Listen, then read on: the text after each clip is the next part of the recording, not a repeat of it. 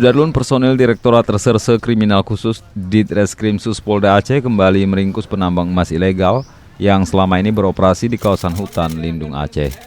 Kali ini polisi menangkap 4 orang di 2 kabupaten yaitu Bener Meriah dan Aceh Barat.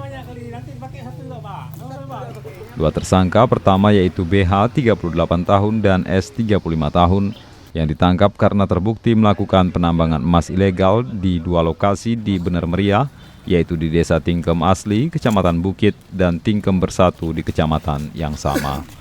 Sementara 2 tersangka yang ditangkap di Aceh Barat adalah KF 20 tahun dan HI 38 tahun.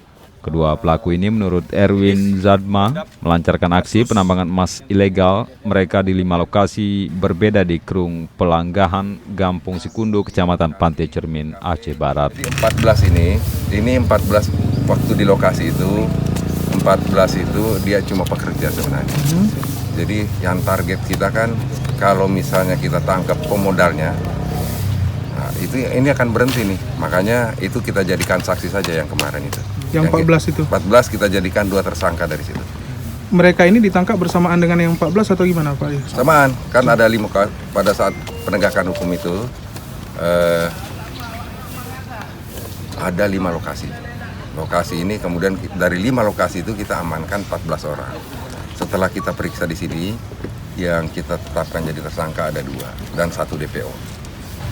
Jadi kalau misalnya itu hutan produksi, kalau dia memerlukan ini silakan izin, harus ada izinnya.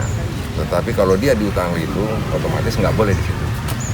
Nah, kemudian saya himbau juga agar yang sedang, karena kita mendapatkan informasi masih ada beberapa lokasi yang melaksanakan kegiatan ilegal, kita tidak akan ragu-ragu akan melakukan penegakan hukum di situ.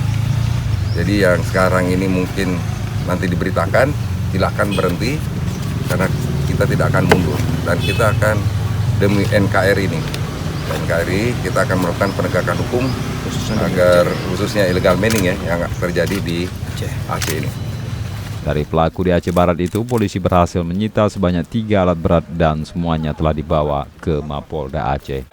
Dari Banda Aceh, Subur Dani, Serambion TV.